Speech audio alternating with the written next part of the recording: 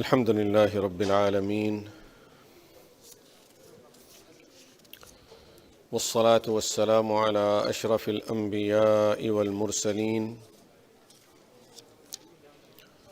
سيدنا وحبيبنا ونبينا محمد وعلى آله وأصحابه وأزواجه ومن تبعهم بإحسان إلى يوم الدين أما بعد.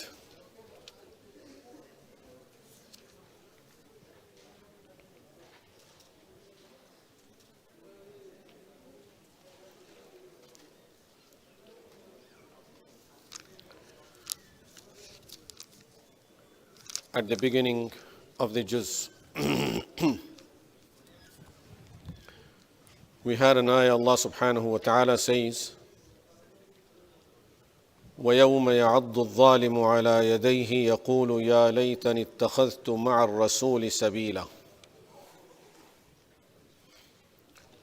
يَا وَيْلَتَى لَيْتَنِي لَمْ أَتَّخِذْ فُلَانًا خَلِيلًا لقد أضلني عن الذكر بعد إذ جاءني وكان الشيطان للإنسان خذولا. Talking about the importance of monitoring who our friends are. Who do we choose as friends? Allah subhanahu wa ta'ala tells us on the day of Qiyamah, wrongdoers will be biting their hands out of anger. Why did I do this? Why did I do this? And he realizes that I did it because of my friends. They made me do it. Allah subhanahu wa ta'ala says on that day the wrongdoer will be biting on his hands. يَقُولُ يَا لَيْتَنِي اتَّخَذْتُ مَعَ الرَّسُولِ سَبِيلًا. He will say, I wish I would have made my way with the Prophet. يَا وَيْلَتَى لَيْتَنِي لَمْ أَتَّخِذْ فُلَانًا خَلِيلًا. Woe to me, I wish I would not have chosen that person as my friend. لَقَدْ أَضَلَّنِي عَنِ الذِّكْرِ بَعْدَ إِذْ جَاءَنِي. He took me away from the reminder after I had it. I knew what was right. I knew what was good. But he made me go away. I wish I would have never made him my friend. This tells us the importance of having the good friends, good circle of people that we associate with. Remember this, young and adult. Many times as we grow up, we don't pay attention to who our friends are. In fact, we are living at a time when many of the adults have no friend. This is real. A lot of adults, they don't have a friend. Why? Grown up, busy, I have my family, that's good enough, that's it. This does not help.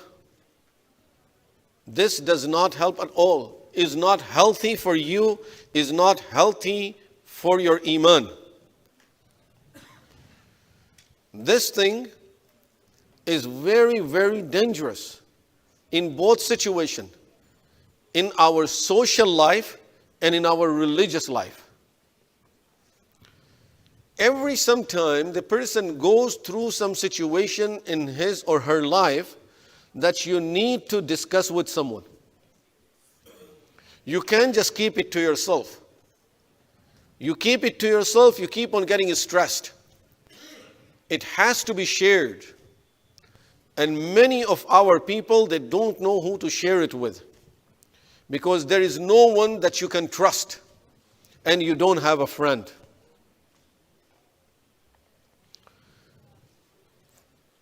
We have to understand Rasulullah sallallahu alayhi wasallam, in spite of his status, such a great human being, and he also has a friend.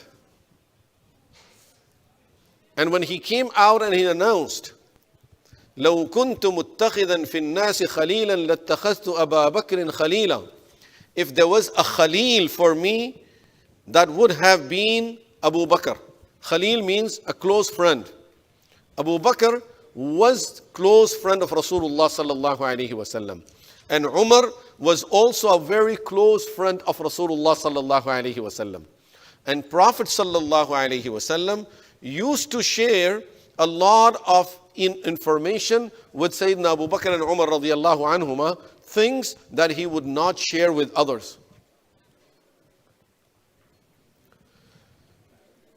And when he's telling us, if I had a friend, that would have been Abu Bakr, he said, but my friend is Allah, which means I have a special position with Allah. No one can come in that situation, in that level. But after Allah, if there is anyone, that is Abu Bakr. Umar radiyallahu anhu tells us that many nights after Isha, me, Abu Bakr and Umar used to be, me, Abu Bakr and Rasulullah sallallahu alaihi wasallam used to sit with Rasulullah sallallahu alaihi wasallam, and we used to sit and chat and talk. Mainly they were doing mashura, talking about the affairs of the ummah, how to handle things. But there are people that would sit with Rasulullah sallallahu alaihi wasallam, Prophet sallallahu alaihi wasallam would sit with these people, he would talk to them, he will open up to these people. We all need that type of person. Otherwise, you keep on getting stressed. And you just keep it to yourself. You don't know where to take it out. Then you know where it goes out. It goes out at the wrong place. Now, it happens. One of the two things, I'm telling you, one of the two things that will happen. Either you take it out on one of your family members. You will take it on your wife. You will take it out on your children. Because you have no one to take it out on. Or, you see people, you know what they do? Think about it. What do? They find an enemy. There is no real enemy, but they find an enemy. In their mind, they make someone their enemy. And then they try to take everything on that person. So everything goes wrong, it's because of this. Because of this person. Because of him. Now, you created an enemy in your mind, which in reality is not an enemy. He could have been your friend. But in your mind, you made him your enemy. And now every blame in the world goes to this person. It's very, very important to have a friend. And then, let me tell you, surprise you with this thing. In our Sharia, this topic of having a friend is a full topic that is discussed in Quran, in Ahadith, in detail. The rules of finding a friend and of associating with friends, of having good friends, what type of friends, how to trust our friends, how to test our friends, all of these things are mentioned there in the Hadith. Sometimes we say, oh, I had a good friend, but he really broke my trust, and I can't trust no one anymore. You know what? A scholar said a beautiful thing. And I will say two things in this regard. That is all narrated on the authority of different scholars. One is, they have told us, you never lose a good friend. You only find out later that he wasn't a good friend. That you made a mistake in choosing him. You trusted the wrong person. You should not have trusted that person to begin with. That was a mistake. Number two, if you cannot find a good friend, don't let others be deprived of it. You be that good friend. You be that person that others can trust. So when people around you are looking for someone to trust, I'm so stressed. I need to talk to someone. I need to consult someone about this. Who can I talk to? And right away, you would think of this person that I can go and talk to this person. I can trust him. You know, we go through the history of friendship only. It's a whole history. The history of friendship and trust. People used to sometimes consult even their enemy, knowing how trustworthy he is. Just like we know about Rasulullah sallallahu alaihi wasallam, his enemies would trust him and keep their trust with him. That, can you save it for me? I don't trust anyone else. Other people will find out how much I have, they will talk about it. Can you keep this bag for me? No one would know. No one in the town, no one in the world would know that this person has a bag of gold. But you keep it with someone else, after a few days, people will be asking you, mashallah, you know, we heard you have a big bag of gold. This is why they trusted Rasulullah sallallahu alaihi wasallam. They would not trust their own people, they would not trust their friends, they would not trust their leaders. As-Sadiq al-Amin. So, we need to be those friends. We need to find those friends. Rasulullah sallallahu alayhi wasallam said, Al-mar'u ala deeni khalilih. Every person follows the deen of his friend. Deen literally means way of life. Every person follows the way of life of his friend. فَلْيَنْظُرْ أَحَدُكُمْ مَنْ يُخَالِلْ. Be very careful who you choose as your friend. Be very careful who you choose as your friend. And if we think, no, this is not going to affect me, no way in the world. No way in the world. Now there are two scenarios here. A person who doesn't have a friend, doesn't have no one that he can talk to, no one that he can trust. As I said, God forbid, may Allah protect everyone. But after some time, this person starts getting stressed. And as a result of a stress, you know what happens? Everyone is bad. Everyone is bad. Because I can't trust no one. You never developed that relation with anyone. You never tried anyone. You never got close to anyone. You were not that person who others can trust you. Then you are blaming everyone that everyone is bad. Right over here, a person moved into the neighborhood. I'm talking, no one knows that person now, about 30 years ago. A person moved in the neighborhood. When he moved, he told me one thing that really scared me. He said, I moved from another place that were all Muslims. The place that he named, there were all Muslims around him in the neighborhood. He said, I moved from another place because those people are this and this and this. So everyone was bad in that neighborhood. So I couldn't hold it. After he finished, I said to him, after some time, we all will be bad also. And this is exactly what happened. And he moved out of here because everyone in this area was bad also. Why? As I said, you don't have no friends. You didn't make yourself to be that who others can trust. And therefore you lost trust of everyone. Now you have no friend, so you stay home and you're stressed. Maybe some of your family member, your wife will ask you, what happened? You know, I'm going through so much stress and there is no one that I can trust here. This whole community is so bad. The community became bad. Every member of the community became bad. All people became bad because we don't have a friend. This is a result of that. You must have that friend. Someone that you can talk to. Someone, okay, I'm coming to you for a tea. You know he will appreciate it. You know he would love it. You know he would enjoy being with you, having your company for those minutes. It's not that you're ashamed to call him. Should I call him? No, he may be busy. I don't know what he will be doing. Oh, I don't want to trouble him. No, he's your friend and you trust him and he trusts you. And you know I can talk to him.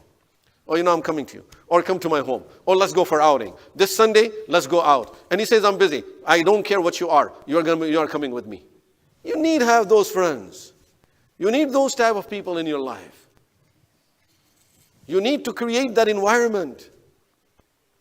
And when you have that personality, when we have that personality, children in the family young in the family, women in the neighborhood, men in the community, when they need someone to talk to, someone to consult, someone to trust, they can think about you.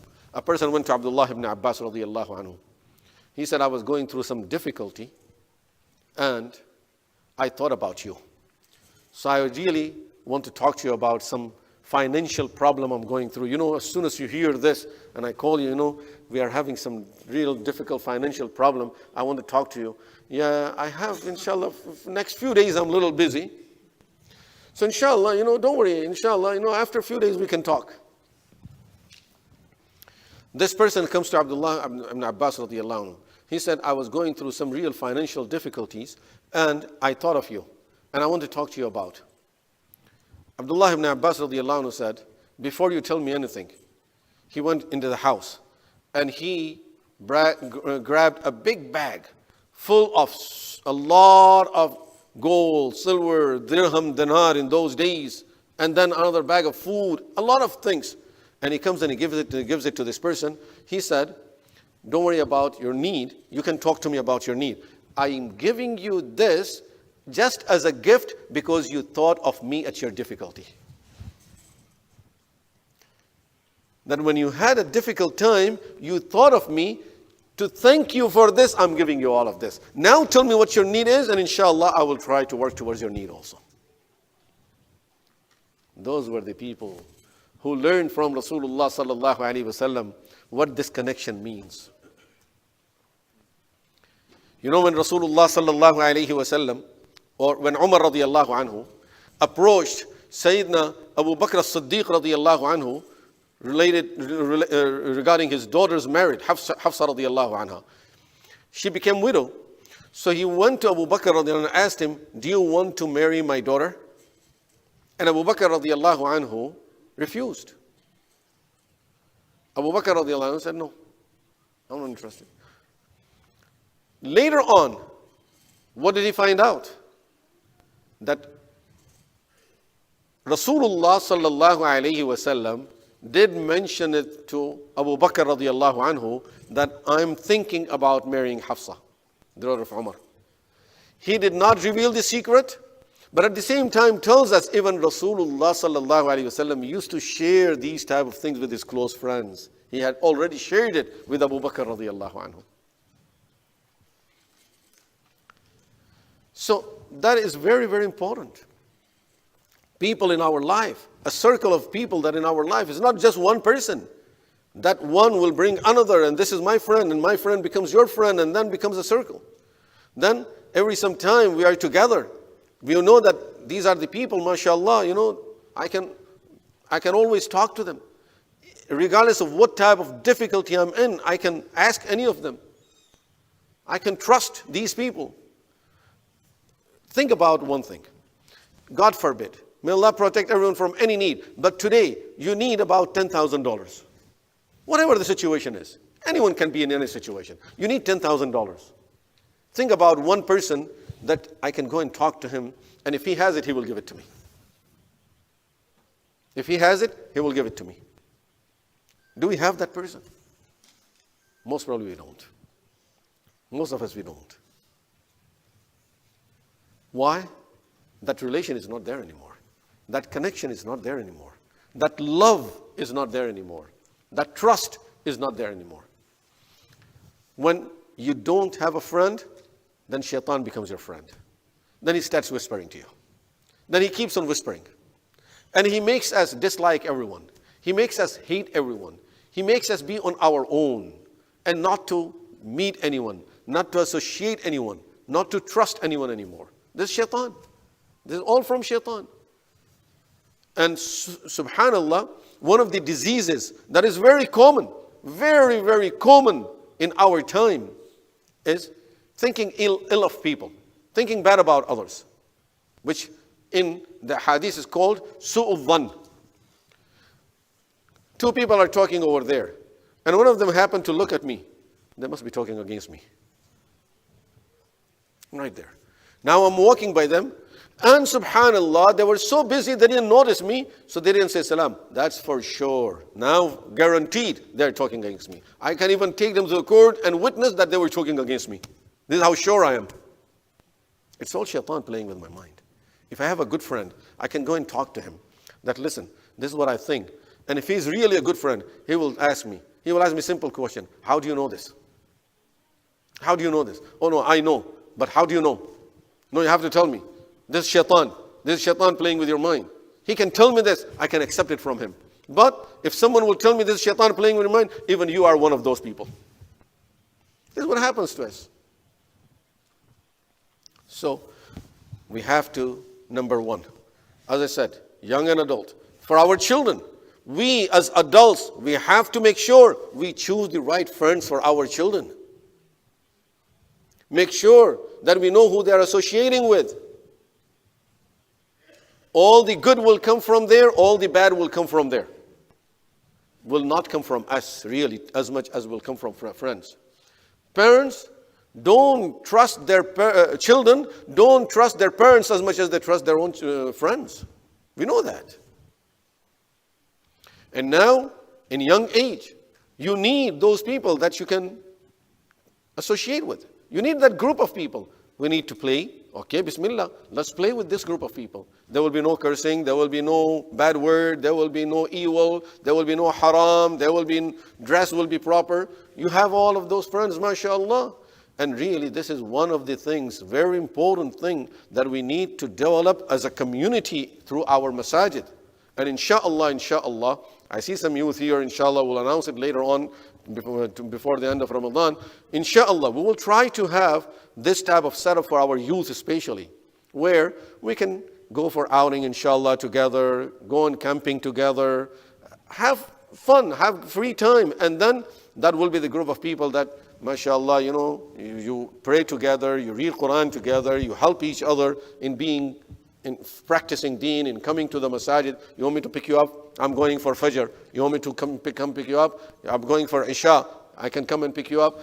That type of connection is needed. Otherwise, I'm getting, tired. I'm tired today. No, they're coming to pick me up. I have to go. That connection is very, very important. Inshallah, we need to develop it as a community. We need to. But I was saying, for our children, as parents, make sure you know who their friends are. There are three things in our life. We don't realize them. All three, subhanAllah, are such that many people don't realize them. And they are the most effective things in our life that affect us the most. Number one, the company of the people that we associate with. This is the first thing that has a great impact on our life. How many people became religious, became pious only because they found a friend who was religious? How many people they went away from deen and they were good, from good family, only because they associated with some friends who were on the other side? They lost everything just because of that. So very important. Friendship, circle of people, people that we like, people we love. Number two, the food that we eat. The food that we eat has a great, great effect on our life. I won't go into the detail, but I can just give you a simple example of it. We have a garbage can. You fill the garbage in there. And then, after a month or two, open the garbage can. What would you see? You smell like flour? It's going to smell fragrance? Oh, all, mashallah, became like the best musk in the world? No, it's going to smell bad. And you will see all the insects in there, subhanAllah, all the dirt. You don't even want to get near that. You can't even smell it anymore. Why? This is what you filled in there. Now, get another container. Put a lot of perfumes and fragrances in it. Put flowers in it. And open it after a month. It smells so nice. What we fill in our stomach, this is what comes out of our eyes, our hands, our ears, our mouth, everything. It's affecting every action. A person eats haram, he doesn't want to see halal anymore. He just wants to see haram. He has all halal around him. He doesn't want halal, he wants haram. Halal food is there, he wants to go and eat haram. Now his wife is there, he wants to go and haram.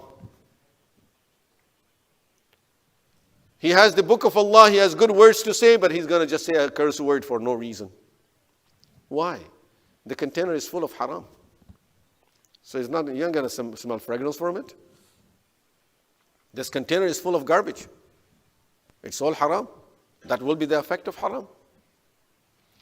And the third thing that has a great effect and we don't realize it, our dress.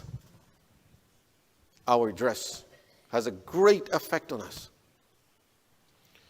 You know, alhamdulillah, here we have a lot of madaris, and all the madaris, you know, mashallah, students wear long jubbas and they wear the proper dress. If one of those, I tell the students always, is one of the students, shaitan played with his mind, and he says, you know, today I'm going to go and watch a movie.